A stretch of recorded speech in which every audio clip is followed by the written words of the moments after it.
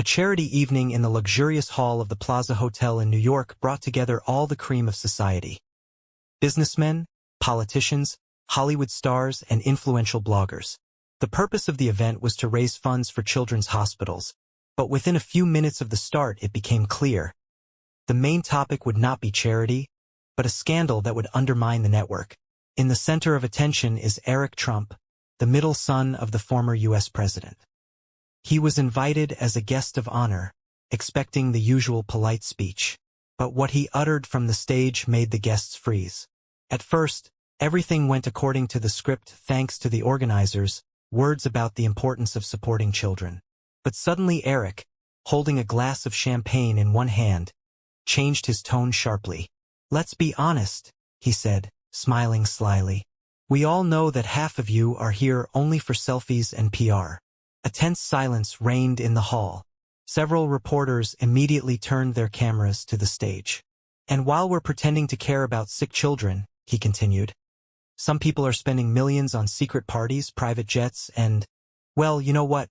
The first gasps of discontent came from a corner of the room, but Eric only smiled even wider. "Don't look at me like that. I'm not naming names, but we all know who wears red Louboutins and spends charity funds for other purposes." He winked at the host of the event, a famous TV presenter, who immediately turned pale. The guests began to whisper. Someone took out their phones, and the organizers made panic gestures, trying to stop the performance. But Eric seemed to be just warming up. For a moment, the hall was dead silent. It seemed that even the waiters froze, clutching their champagne trays in their hands. But within a few seconds, a storm broke out. Some began to shout indignantly, while others, on the contrary, laughed and applauded.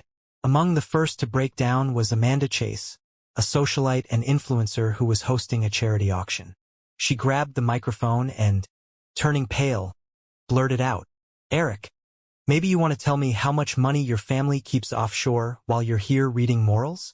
The hall hummed even louder.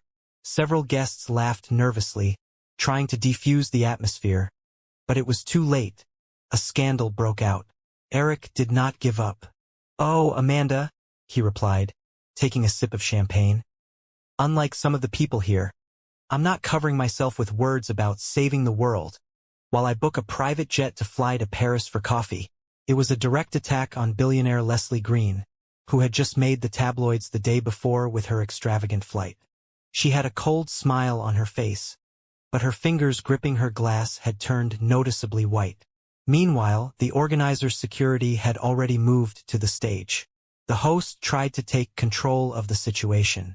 "Friends, we're here for a noble cause, so..."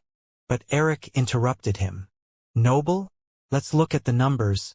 How much has been raised and how much will actually go to help children? Are we just putting on a beautiful performance for photo reports?" Someone on stage turned off his microphone. The crowd was already getting out their phones. The videos were instantly spread across social media. The scandal was in full swing. TV presenter Amanda Chase left the hall indignantly. Leslie Green argued loudly with someone at the exit, and a group of young bloggers even raised a toast to the most honest performance in the world. And what about Eric?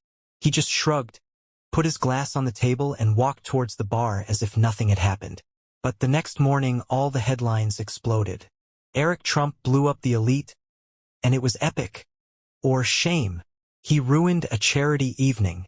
Who won this scandal? The question remained open. The next morning the internet exploded.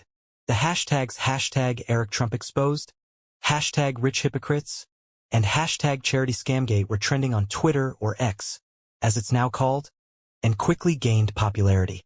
Everyone reacted, from political commentators to TikTok bloggers.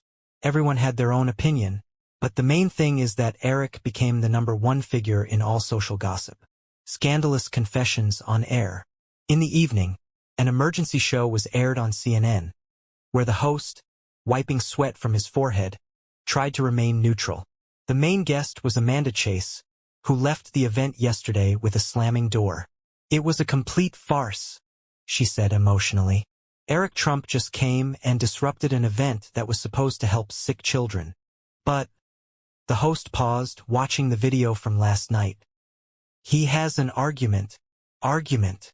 Amanda interrupted him. This is not an argument. This is cheap PR. And, by the way, let's talk about the fact that after his honest speech, he ordered a bottle of the most expensive champagne and tadam. Went to have fun at a closed club with models. That was a bomb. The paparazzi caught the moment.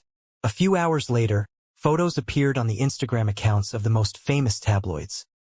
Eric Trump in an expensive private club, surrounded by half-naked models having fun on his lap. Here's the truth, wrote investigative journalist Logan Stern in a post. Eric exposed the hypocrites, and then celebrated with the most expensive cocktails in town. At whose expense was the banquet? Critics did not miss the chance to poke. An old friend of the Trump family, Piers Morgan, spoke on Fox News with a frank comment. It was a classic Trump performance. He makes a loud statement, causes chaos, and then enjoys the moment while everyone discusses him. He knows what he is doing.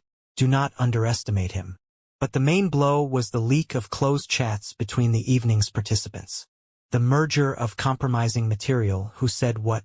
The Telegram channel Dumois received an anonymous screenshot of a closed chat of the organizers of the charity evening. There they wrote, "Will someone remove this idiot from the stage? Damn. We have already lost 3 big donors who were offended. Everything will be in the New York Post tomorrow. Prepare a statement." The situation was only heating up. But the main intrigue was ahead. What will Eric himself say? Instead of apologizing or at least pretending to care about the publicity, Eric Trump hit back even harder. The next day, he posted a photo on his Instagram account from the scene of the charity evening. The very moment when he holds a glass of champagne and delivers his scandalous speech. The caption, "I only told the truth. If it offended anyone, then the truth hurts." This post instantly gained 1 million likes and even more indignant comments. Stars, politicians, influencers, everyone rushed to comment. Speech balloon, if you really wanted to help children, and not incite a scandal, you would have quietly donated and kept your mouth shut, wrote the famous actress Jessica Lawrence. Speech balloon, and I support Eric. Enough of these fake benefactors, said billionaire and conservative media mogul John Reynolds. But the main explosion occurred during a live broadcast on YouTube, where Eric decided to speak out more fully. "Am I being criticized for stating the obvious?" he began, sitting in his office with an expensive whiskey in his hands. "Okay, let's be honest. This charity evening is just a party for the rich, where they buy themselves an indulgence." He leaned closer to the camera and made a sensational confession. "You wonder why I said that? Because one of the organizers, literally the day before the event, offered me to contribute $500,000 to the fund, just for a pretty picture. And in return, I would be guaranteed participation in several more closed charity clubs. So, did they want to buy me, or force me to play by their rules?" This phrase blew up the internet. Journalists began to dig even deeper. And what did they find? Several past events of the same charity had missing funds. That is, money that was declared as collected but never reached the hospitals. Several star participants had offshore accounts in Panama. Coincidence? Part of the funds went to organize luxurious private trips for the event committee. When this news hit the press, it was no longer Eric who was at the center of the scandal, but the charity itself and its founders. Under pressure from journalists, the organizers were forced to issue an official statement. "We have always worked transparently and honestly. Any accusations of misuse of funds are manipulation and an information attack." But no one believed it, because that same evening, a secretly recorded video appeared on YouTube, where one of the fund's top managers, obviously intoxicated, frankly explains how the scheme works. In fact, only 30% goes to charity. The rest is administrative expenses, travel, motivational bonuses for the committee. Well, you understand. It was a bombshell. The next morning, all the major sponsors left the fund. The stars who criticized Eric the day before were now silent. And some hurried to delete their tweets so as not to look like idiots. And Eric Trump? He posted another post on social media. A photo from a bar, where he is with a glass of whiskey, smiling at the camera again. Caption, "I told you so." The huge penthouse in Trump Tower was bathed in the evening light of Manhattan. Outside the windows, skyscrapers shimmered. The city hummed below, and a tense silence reigned in the spacious office. Donald Trump sat in his favorite leather chair. In front of him was a glass of Diet Coke.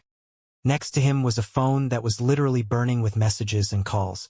On the sofa opposite, Eric sat, leaning back relaxed, with the same expression on his face that had driven half of America crazy. "What? You did?" Donald's voice was calm, but there was a thunderclap before the storm. He told the truth. "Do you even realize what's happening now?" Trump put the phone on the table and leaned forward. "I've had 3 senators, 2 billionaires, and even that damn Bezos call me. Everyone asks, 'What's wrong with your son?'" Eric chuckled. "Well, it's nice to know they're listening. You have no idea how pissed you made them." Donald slammed his hand down on the table. "They put up with my jokes, my tweets, even my campaign. But you've been in the wrong place, with their money. Why should I care?" Eric crossed his arms. "They think of me as a fool in my father's shadow, right? They don't think of me that way now." There was a pause. Trump gave his son a long, appraising look. "Did you do it on purpose?" Eric paused before answering. "And if so?" Donald leaned back in his chair, his eyes narrowing slightly. "I don't know what surprises me more, the fact that you set that bomb or the fact that it worked." Eric smiled. "And you didn't want it yourself? You always said that all these elites were just a bunch of fake snobs." "I just did what you've been doing all your life. But I knew where the line was." Trump braced his hands on the armrests. "I was playing this game, and you just threw a grenade into the crowd and expected nothing to happen to you." "Really?" Eric raised an eyebrow. "Maybe they're just as afraid of me now as they were of you?" There was another pause. Trump looked at his son again. For a moment, something that looked like pride appeared in his eyes. He picked up his glass, took a sip, and grumbled, "Damn it, you're definitely my son." Eric laughed. "What did you think?" Donald glanced at his phone again, where new headlines were flashing. "Fire Eric Trump destroys empire of fake philanthropists." Fire Truth or PR. Did Eric Trump really expose the elite? Fire This is not the end. This is just the beginning. He leaned toward his son and whispered, "Now they'll either destroy you or you'll have to go all the way. Are you ready?" Eric smiled even wider. "Ready." Outside the window, the lights of New York were burning, and everyone understood. This was just the beginning of a big game.